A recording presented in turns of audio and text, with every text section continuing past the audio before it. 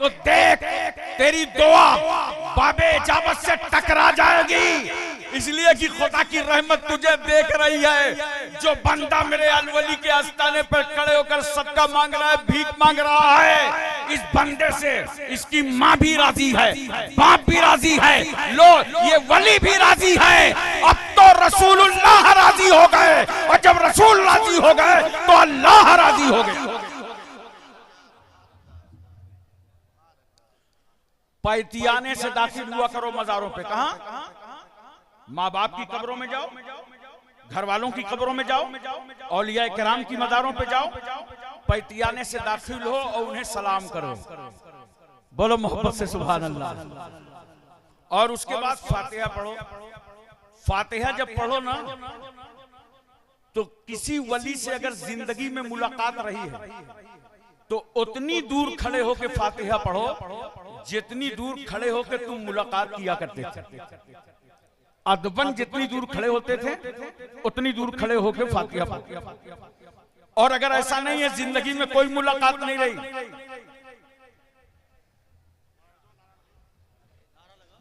नारे तकबीर, नारे रिसालत, फैज़ाने बेशक। अब थोड़ा सा बोलो यार, हूं हाँ करो। ये हमारे बिरादरी के लोग संभालने वाले हजरत अल्लामा हाफिज कारी सैयद निजाम अशरफ अशरफुल जिलानी क़िबला मद्दज़िलुल आली व नूरानी, वो भी जलवाबार हुए। अल्लाह ताला इन सादात की हम सबको बरकतें अता फरमाए। तो मैं अर्ज कर रहा था हसरे इजाफी के साथ, इन्हीं की शान को ज़ेबा नबूवत की विरासत है, इन्हीं की शान को ज़ेबा नबूवत की विरासत है, इन्हीं का काम है दीनी मरासिम की निगहबानी, इन्हीं का काम है दीनी मरासिम की निगहबानी, इन्हीं का काम है दीनी मरासिम की निगहबानी। हजरात, इसलिए मैं अर्ज कर रहा था कि जब मजार पर फातिहा पढ़ो, माँ बाप की कब्रों पर फातिहा पढ़ो, 4 हाथ दूर खड़े हो जाओ। और अगर जिंदगी में मुलाकात रही है तो जितने करीब से मिलते रहे हो उतने करीब से कब्र पे खड़े होकर फातिहा पढ़ो। और सुनिए, आदाबे कुबूर में है, जब आप फातिहा पढ़ें तो अपनी पीठ काबे की तरफ कर लें, अपनी ये पुष्ट काबे की तरफ कर लें। अच्छा एक बात बताओ, जब नमाज पढ़ते हो तो मुंह, अब तो बोलो जोर से, काबे की तरफ, किबले की तरफ, मुंह काबे की तरफ। और जब फातिहा पढ़ो तो पीठ काबे की तरफ। तवज्जो है ना? अरे सुन्नियों, तुम मसाइल पे अमल तो करो। कहां हैं वो लोग जो हमें कब्र पूजा कहते हैं, हमें बिदती कहते हैं? अरे नादान, हमारा तरीका फातिहा तो देख। हम नमाज पढ़ते हैं, इबादत करते हैं तो मुंह काबे की तरफ, और फातिहा पढ़ रहे तो पीठ काबे की तरफ। हमारा तरीका फातिहा बता रहा है कि हम वली की इबादत करने नहीं आए, बल्कि अल्लाह वाले की ज़ियारत करने आए हैं। सुभान अल्लाह, बेशक हक है। नमाज और है, नियाज और है। ताल्लुक बनाए रहो वलियों से, हाजिरी देते रहो, बहुत काम आएगा। एक बड़ी प्यारी बात मुझे याद आ गई, मिशकात शरीफ की हदीस का मफहूम है। बनी इसराइल में, जिसके बारे में कुरान कहता है बनी इसराइल के वाकयात याद करो, उनसे इबरतें हासिल करो। बनी इसराइल में एक शख्स था जिसने 99 मर्डर किए थे। कितने लोगों का कत्ल किया था? बोलो 99। लेकिन उसके बाद उसके दिल में ख्याल आया कि अगर अल्लाह करम कर देता तो मैं तौबा कर लेता। अब तौबा की तलाश में निकला तो एक साहब से मुलाकात हो गई। उनसे पूछा, भाई 99 लोगों का कत्ल किया है, मेरे लिए कोई गुंजाइश है कि अल्लाह तौबा कबूल कर सकता है? ये हमने हुजूर अशरफुल औलिया को भी देखा है, ताजुल औलिया को भी, हर मजलिस में तौबा कराते हैं। पता नहीं कब अल्लाह ताला किस गुनहगार को परहेजगार बना दे। सुभान अल्लाह। तो पूछ रहा है कि भाई अल्लाह तौबा कबूल कर लेगा? उसने कहा अरे जाओ यार, 99 लोगों को मर्डर कर दिया, अब तुम्हारी तौबा कबूल होगी, अब तौबा कबूल होगी। मेरा ख्याल है इंडिया का होता तो कहता 900 चूहे खाने के बाद बिल्ली चली है हज को। उसने उसे वापस कर दिया तो उसने भी सोचा और मैं 99 में तो तौबा कबूल ही नहीं होना है तो रिकॉर्ड कमजोर क्यों रहे, उसका कत्ल भी कर दिया, पूरी सेंचुरी बराबर कर दी।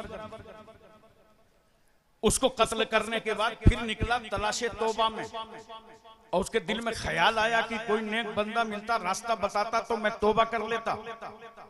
एक साहब से मुलाकात हुई, उनसे बताया कि भाई 99 को कत्ल किया, एक से मसला पूछा तो उसने तौबा ही नहीं कबूल किया। आजकल हमारे यहाँ भी है ना, इंदल्लाह तौबा कबूल हो जाती है मगर इंदन्नास कोई कबूल नहीं करता है। कहा उसने कहा तौबा नहीं कबूल होगी तो मैंने उसका कत्ल भी कर दिया, 100 पूरे हो गए। अब आप बताइए जरा से कोई रास्ता है क्या तौबा कबूल होने का? ये बड़ा चालाक आदमी था, उसने सोचा कहीं 101 पूरा व्यवहार ना कर दे।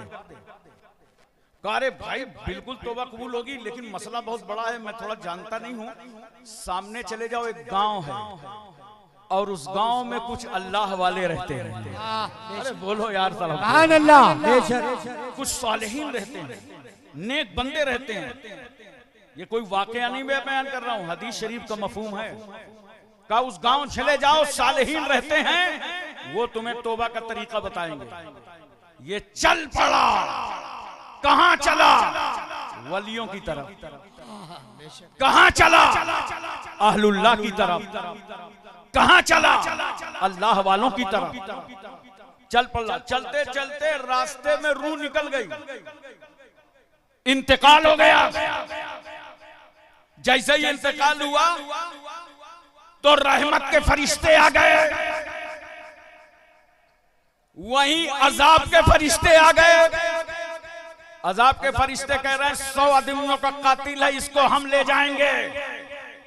रहमत के फरिश्ते कह रहे हैं सुनो, ये अल्लाह के वलियों से मुलाकात करने जा रहा था, इसे हम ले जाएंगे। तवज्जो कीजिए जरा सा, अल्लाह ने जमीन को समट जाने का हुक्म दे दिया और फरिश्तों से कहा जमीन नाप लो, अगर ये अपने घर से करीब हो तो इसे अजाब के फरिश्ते ले जाएं, और अगर ये मेरे वलियों से करीब हो तो इसे रहमत के फरिश्ते ले जाएं। सुभान अल्लाह। बेशक जमीन नापी गई तो वो वलियों की बस्ती से 1 बालिश्त करीब था। अब समझ में आया वलियों से मिलने का फायदा। अरे बोलो यार सुभान अल्लाह। ये दूर दराज से आते हो, धक्के खा करके, परेशानियां उठा करके वलियों से मिलने, मजारों पे हाजिरी देने, देख रहे हो कितना बड़ा फायदा है। और ये अल्लाह वाले तो वो हैं, ये कचौचा शरीफ के सादात का घराना, वो पाकीज़ा, पवित्र, मुकद्दस, इज्जतमाब घराना है कि अल्हम्दुलिल्लाह जिंदगी में भी तुम्हारे काम आए।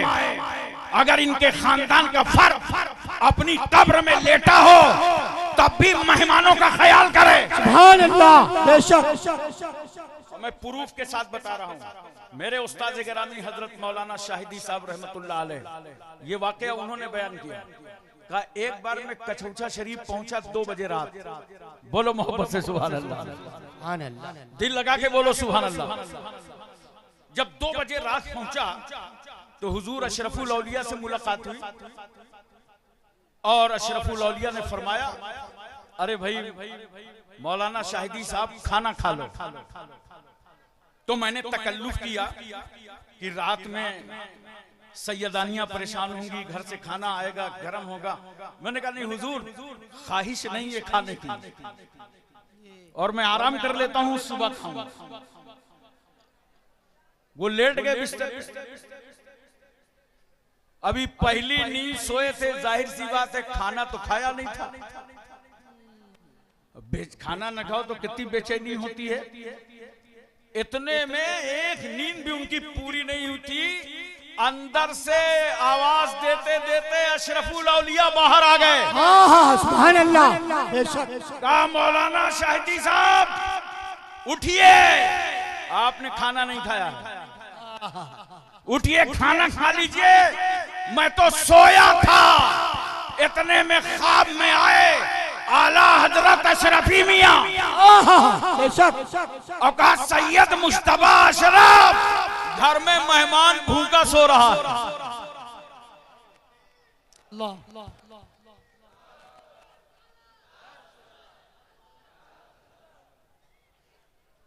हजरात तवज्जो कीजिए, ये वो खानदान है।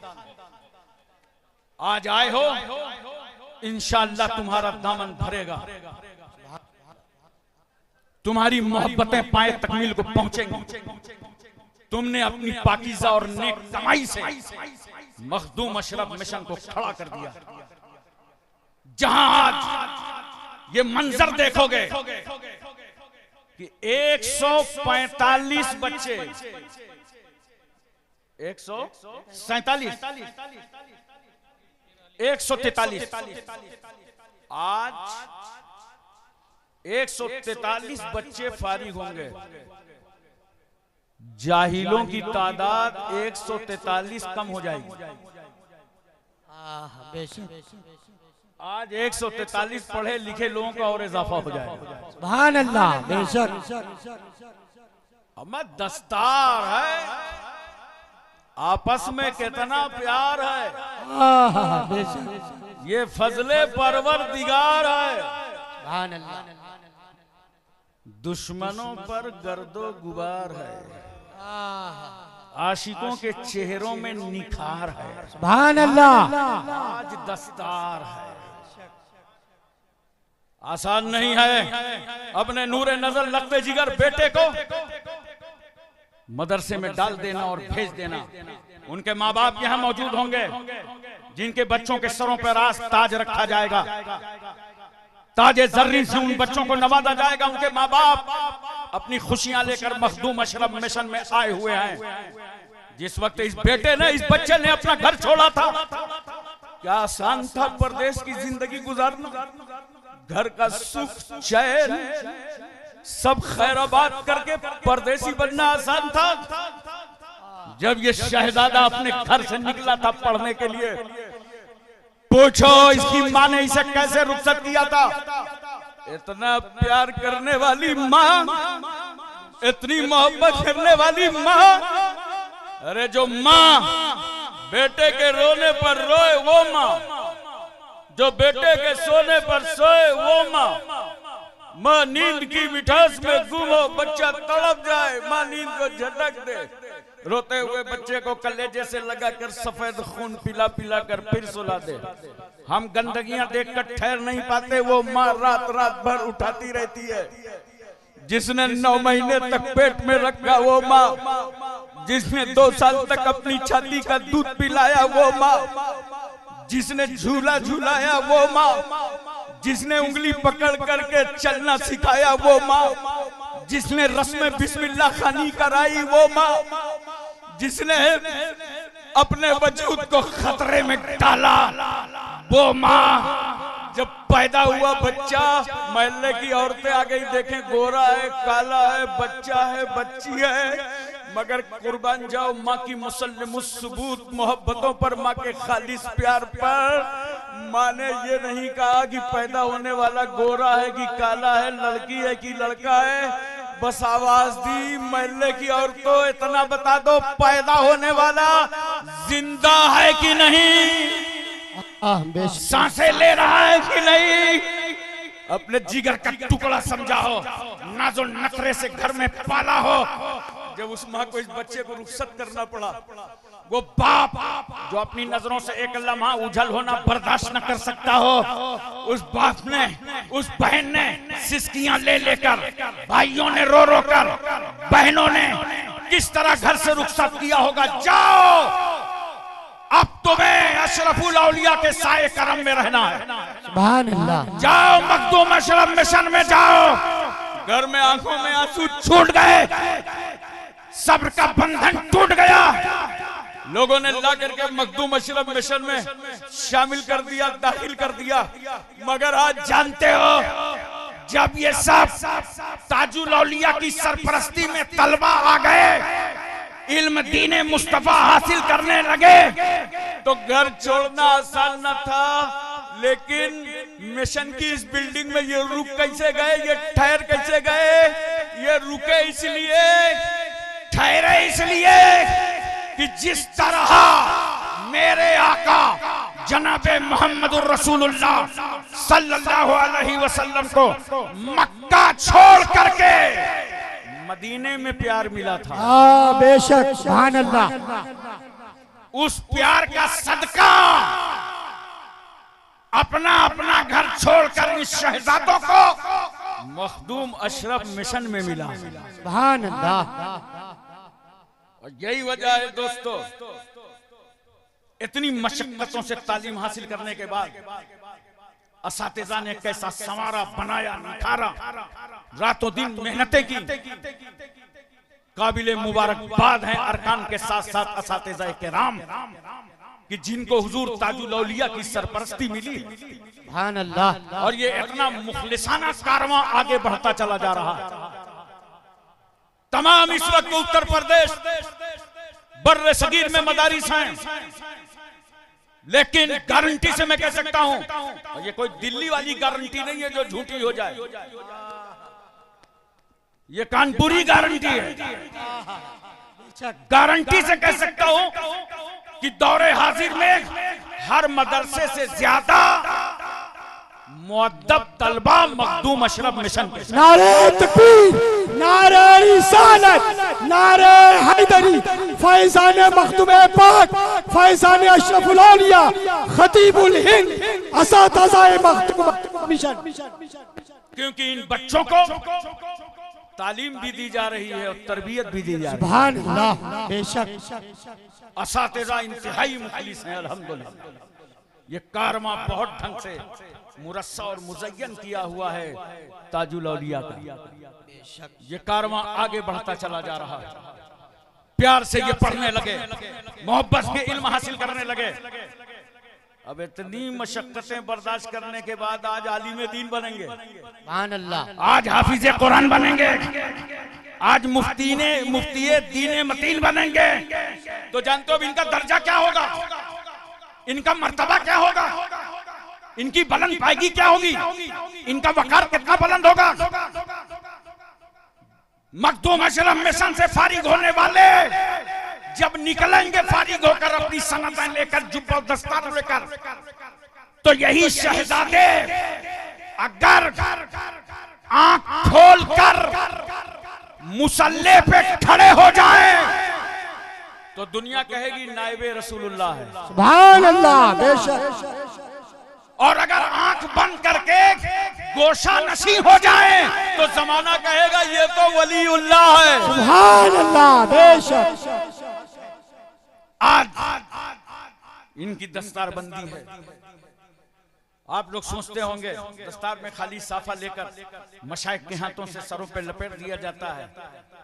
नहीं यार, खुले हुए दस्तारों को बांधा जाता है। बेशक। जानते हो कौन कौन तार इनके खुले हुए थे? 2 हाथ, जल्दी जल्दी गिनो, 2 पैर, अरे गिनो यार जल्दी, गणित कमजोर है क्या? 2 आंख, 2 कान, 1 जहन, 1 जुबान, 10 करो बस, वरना अगर हम आगे गिनाने लगे तो खुद जाएंगे फांस। ये 10 तार मखदूम अशरफ मिशन के इन तलबा के खुले थे। जहां चाहते थे पैरों से चले जाते थे, जो चाहते थे हाथ से पकड़ लेते थे, जो चाहते थे आंख से देख लेते थे, जो चाहते थे कान से सुन लेते थे, जो चाहते थे जुबान से बोल देते थे, जो चाहते थे दिमाग से सोच लेते थे। मगर आज सादाते किराम के झौचा मुकद्दसा के सादात के मुकद्दस हाथों से, उलमा के हाथों से इन तलबा के 10 तारों को बांधा जाएगा। हाँ बेशक। और इन्हें सनद दी जाएगी, ऐ आलिमो, ऐ हाफिजो, ऐ कारियो, अब इन पैरों से वहां मत जाना जहां जाने से इस्लाम ने रोका है। अब हाथ से वो पकड़ना मत जिसके इस्लाम ने पाबंदी लगाई है, अब आंख से वो मत देखना जिससे शरीयत ने कंट्रोल किया है, कान से वो मत सुनना जिसको इस्लाम ने ना पसंद किया है, जहन पे मत गलत फहमी सोच लेना, मत गलत जहन साजी कर लेना जिसको इस्लाम ने नागवारा किया है, जुबान से वो मत बोलना जो अल्लाह और उसको रसूल को पसंद नहीं है। गोया मखदूम अशरफ मिशन के शहजादों, आज की तारीख से अब तुम्हारे सर पर जो साफा बांधकर तुम्हारे 10 तार बांधे जा रहे हैं, तो तुम्हें सारा काम अपनी तबीयत से नहीं करना, सारा काम मुस्तफा की शरीयत से करना। नारे तकबीर, नारे रिसालत, जश्न दस्तार बंदी, खतीबुल हिंद। और आप क्या समझते हैं इन अरबी मदरसों को, क्या समझते हैं इन अरबी मदरसों को? आज ये अरबी मदरसे आपके सामने हैं तो हिंदुस्तान में एक आजाद मुल्क में हम आजाद जिंदगी गुजार रहे हैं। सुभान अल्लाह, बेशक हमारा भारत ऐसा ही नहीं आजाद हुआ, हिंदुस्तान ऐसा ही आजाद नहीं हुआ। तवज्जो चाहता हूं मैं आपकी, भारत को ऐसा ही आजादी नहीं मिली, हमारे उलमा ने कुर्बानियां दी हैं तब हिंदुस्तान आजाद हुआ।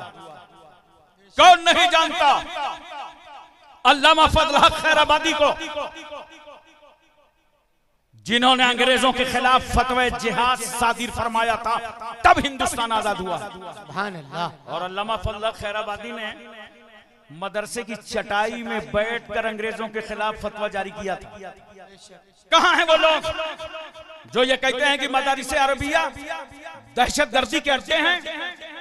बकवास बंद करो, मैं तुम्हें दावत देता हूं, आओ मखदूम अशरफ मिशन आओ। सुभान अल्लाह। आप में से कोई सेठ मेरे साथ खड़ा हो जाए और मैं उससे कहता हूं 10 किलो सेब ले लो और चलो हॉस्टल चलते हैं, तो 10 किलो सेब में होगा क्या जहां इतनी भारी तादाद में तलबा हो? और हॉस्टल के कमरे में बैठ जाओ, उनसे पूछो बच्चों से एक चाकू ले आओ, एक छुरी ले आओ, ताकि सेब के टुकड़े कर लिए जाए। छुरी समझते हो ना, रामपुरी, अब समझ गए? छुरी मांगो जाके हॉस्टल में। मैं पूरी उम्मीद करता हूं कि पूरे हॉस्टल में एक चाकू ना मिलेगा। जानते हो, अबे वो कौम जो कभी कभी इतनी पतली दाल खाए कि जरूरत पड़े तो वजू कर लो, वो आतंक के लिए हाथों में हथियार उठाएगी? नहीं, ये शरीफ कौम है। अगर ये मदरसों में कुरान पढ़ने वाले न होते, और मेरा जुमला नोट कर लो, भारत में कुरान ना होता तो हिंदुस्तान आजाद ना होता। अल्लाह, बेशक। इसी कुरान की रोशनी से अल्लामा फजल हक खैराबादी ने अंग्रेजों के खिलाफ फतवा जिहाद सादी फरमाया था। और जब अल्लामा फजल हक खैराबादी को जजीरे अंडमान में लाकर के कैद कर दिया गया, तो उन्होंने अंग्रेजों से कहा कलम दे दो, कागज दे दो, मैं अपने वतन भारत की तारीख लिखना चाहता हूं। तो अंग्रेजों ने कहा था अल्लामा साहब ये गेस्ट हाउस नहीं है, कैद खाना है, न कलम मिलेगा न कागज। तो अल्लामा फजल हक खैराबादी ने कहा था नादानो, तुम मेरे हौसले को रोक नहीं सकते। आपने कोयला को कलम बना लिया, सुभान अल्लाह, बेशक। और कपड़े को कागज बना डाला, अस्सौरतुल हिंदिया नामी किताब लिख डाली। और जिस वक्त आपका जनाजा निकल रहा था अंडमान से, काले पानी से, घर के लोग मुलाकात करने गए थे, पता चला तुम्हारा बेटा वतन पर शहीद हो गया है। घर के लोगों ने कहा था कुछ हो या ना हो, कम से कम हमारा सपूत भारत की मिट्टी के लिए कुर्बान हो गया। अब यहाँ पे एक जुमला बड़ा है, मैं उलमा की खास तवज्जो चाहता हूँ, बहुत अहम तवज्जो चाहता हूँ। ये जितने मुजाहिदीन आजादी थे, सबका ताल्लुक अहले सुन्नत वल जमात से था। सुभान अल्लाह। और जिनका नहीं था वो तो अंग्रेजों की गुलामी कर रहे थे। आज अल्लामा फजल हक खैराबादी का सालाना अंडमान में उर्स हो रहा, यही शव्वाल में उर्स होता। आप तवज्जो कीजिए जरा सा, और तवज्जो करके ज़हन पे बात उतारिए। कौन नहीं जानता मुफ्ती इनायत अहमद साकबा कोरवी को जब काले पानी की सजा काट के निकल रहे थे तो उनके दोनों हाथों में किताबें थी। एक हाथ में तवारीख हबीबे इलाह, एक हाथ में इल्मुस्सेगा। इन उलमाए किराम से पूछो, आज ये दोनों किताबें दाखिले दरसगाह हैं। सुभान अल्लाह। मुजाहिदीन आजादी की लिखी किताबें हमारी अरबी मदरसों में पढ़ाई जाती हैं। कौन नहीं जानता मौलाना लुत्फुल्लाह शाह अली गढ़ी को?